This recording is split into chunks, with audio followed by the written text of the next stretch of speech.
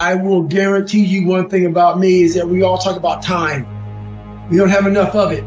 That's bullshit. What you don't do right is you don't prioritize what is important in your life. And for me training and the things that I do on a daily basis, that's how I start to build my armor.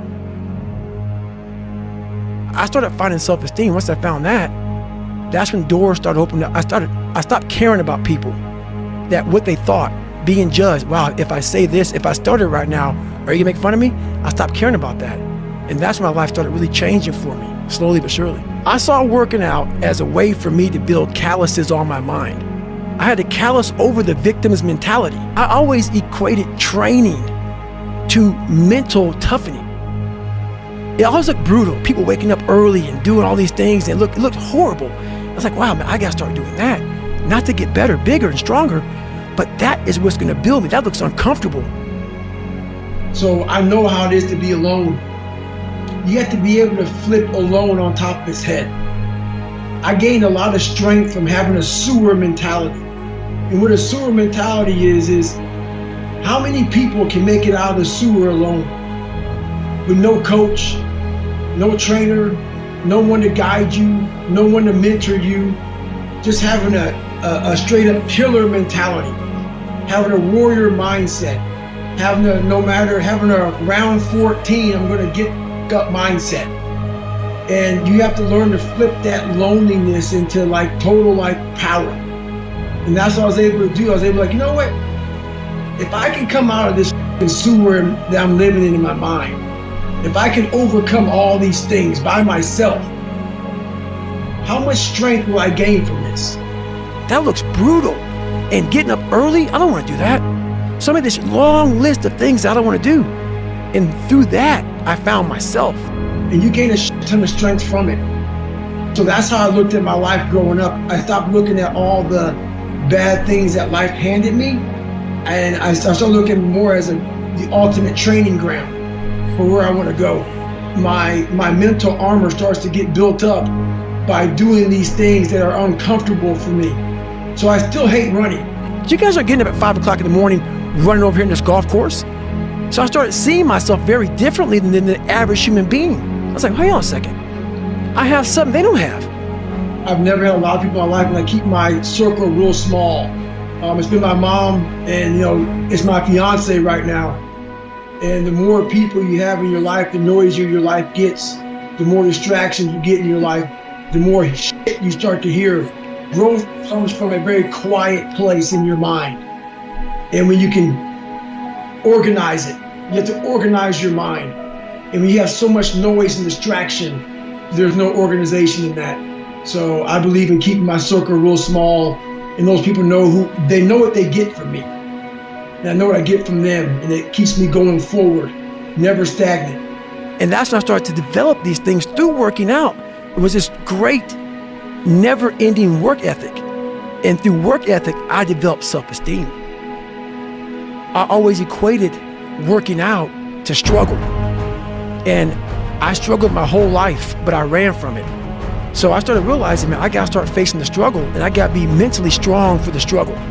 So that's why I started coming up with I'm training for life. Mentally, I'm training for life. I'm not training for I don't care about winning trophies. I don't care about winning anything. All I wanna do is go the distance. And I found out on my own pretty much, is that through discipline, through self-discipline, through repetition, through tons of repetition of the same thing that you don't want to do, and that's the key thing. Through repetition of things you don't want to do, you develop mental, like an armor for your mind. You start to armor your mind, because your mind's like, okay, we suffer every day. It's what we do. We do stuff that sucks every day, so then when the suck stuff comes, you're ready for it. And that's how I started coming up. I just started being very uncomfortable, and now it's like just a way of life. And I am happy, because this is my lifestyle. This is what I want to do. But trying to find your best self, you become unbalanced. And people always talk about this mythical creature called the balance. You want to be balanced. I think balance is a bunch of bullshit. Yes, I really do. You think for everybody? Yeah, I think almost for everybody. Everything in my life, so I had a learning disability that I talked about. My physical gave me the self-discipline, and that literally has carried me over to, I can sit down and study what may take some people an hour to study. I have to sit down for maybe 10 hours to learn the same, and that's very frustrating. So I always talk about running and swimming and all the stuff I did in the military and pull-up records and powerlifting, all these physical feats. Some of the hardest I do in my life is just learning. But I got that self-discipline from waking up at 3 and 4 o'clock in the morning to go out in the cold weather, to get my run in, to get my lift in, to get my swim in, to do those things. It totally transfers over to my learning. It's that self-discipline you gain from feeling good about yourself by overcoming yourself on the physical aspect of life. But I was like, because I kind of was preparing myself for the next part of my journey. I don't like to lay in my too long. I give myself a couple of minutes to, okay, we got man to fuck up. We got to get back, like, what's next? Let's go see, let's go back to college. Let's do something, because you're running and your athletic career's done. And this was like literally a trained skill for me, was I'm always preparing for, like, not being a bitch. Like, a lot of people get to a point, like, for instance, like, if Jennifer can't do something, like, if she can't go for a run or whatever, just like because something's wrong, like some simple shit, it's gonna bother her. I got to a point in my life where I realized this is life, and so I move on past things real quick. So people are like, oh my God, what are you gonna do, David, if you can't run? I'll swim, or I'll go to college, or I'll do something else. This isn't my life. I'm very aware how quick life can take from you, and I've always prepared my mind for the next chapter.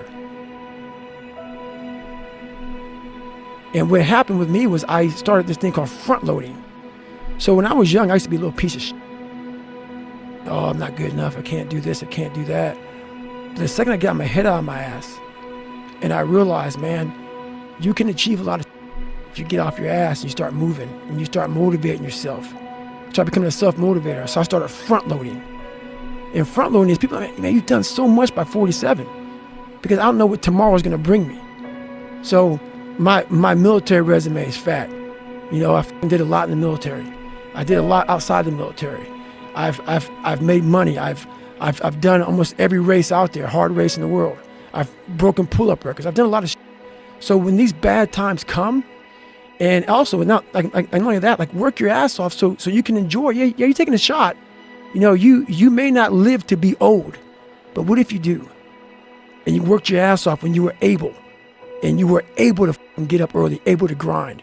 If you front load it properly, the back half of your life is money. And that's what I did.